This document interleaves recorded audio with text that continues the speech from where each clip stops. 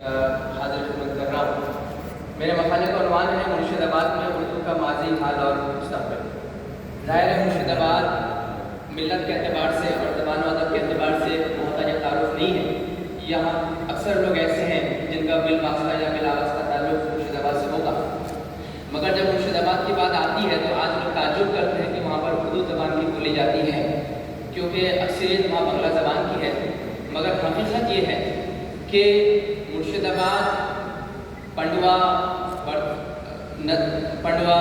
مالدہ، لکھنؤتی، سنار گاؤں، یہ سارے علاقے وہ ہیں کہ جس نے عربی، فارسی اور اردو زبان کی جس طرح خدمت کی، جس طرح آبیاری کی، اس کی مثال پوری دنیا میں بہت کم ملتی ہے۔ اعزاز افضل صاحب نے ایک شعر میں کہا تھا کہ اب بھی کلکتے میں اردو کا وہ ماحول نہیں، مرشد آباد میں جیسی تھی فضائے اردو۔ تو مرشد آباد علماء کرام کا حکمران وقت کا مرکز رہا ہے۔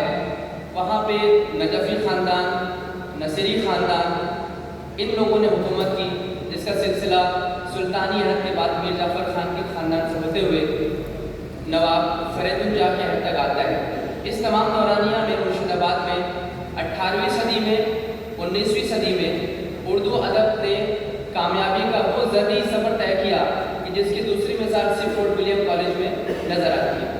جس طرح فورٹ ولیم کالج میں اردو نثر کے پر کام ہوا، ٹھیک اسی طرح دربار نظامت میں مرشد آباد میں اردو نثر پر کام ہوا، جس کے قلمی نسخے آج بھی ہزار کالج میں موجود ہیں۔ وہ نسخے پڑھنے سے تعلق رکھتے ہیں۔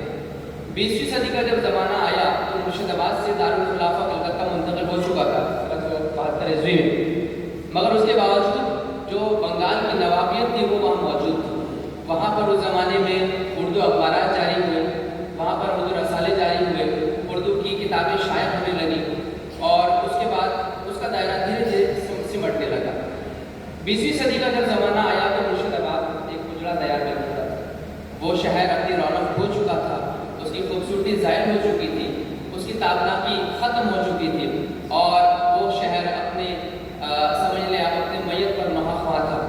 تو مگر اس حالات میں بھی اور تقسیم وطن کے بعد مرشد آباد کی کمر ٹوٹ گئی۔ جتنے پڑھے لکھے لوگ تھے، ادبی لوگ تھے، وہ سب وہاں سے ہجرت کر کے کوئی بنگلہ دیش گیا، کوئی پاکستان گیا، کوئی مڈل ایسٹ کی طرف چلا گیا، مگر اردو کا جو پودا تھا نا وہ وہاں پر زندہ رہا، بہرحال زندہ رہا، جس کی مثال آج میں ہوں، ہمارا خانوادہ ہے وہاں پہ کہ جنہوں نے اردو کے چراغ کو وہاں پہ روشن رکھا ہوا ہے۔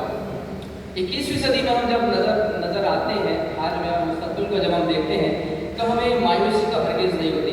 البتہ یہ ہے کہ مرشد آباد کا ماضی جس قدر تابناک تھا اس قدر نہ صحیح، مگر بہرحال امید کی کرن تو ہے کہ جس طرح کلکتے سے، جس طرح سے دیگر مراکز سے وہاں سے اسلام اور ادب اور اردو زبان اور کلچر کے اعتبار سے لوگ سامنے آ رہے ہیں، کام ہو رہا ہے، ویسے مرشد آباد میں وہ پوٹینشیل ہے کہ جہاں سے بنگلہ زبان کے ساتھ ساتھ اردو زبان کے ذریعے بھی اسلام کو، ہمارے کمیونٹیز کو، ہمارے کلچر کو، ہمارے فرقوں کو جوڑا جائے، اور اس تابناک ماضی کو ساتھ رکھتے ہوئے ہم ایک ایسا مستقبل بنائے کہ جہاں سے مرشد آباد کا نور بھی اس تحریک میں، اس کارواں میں شامل ہو۔ میں اسی گفتگو کے ساتھ اپنی بات تمام کرتا ہوں۔ بہت بہت شکریہ۔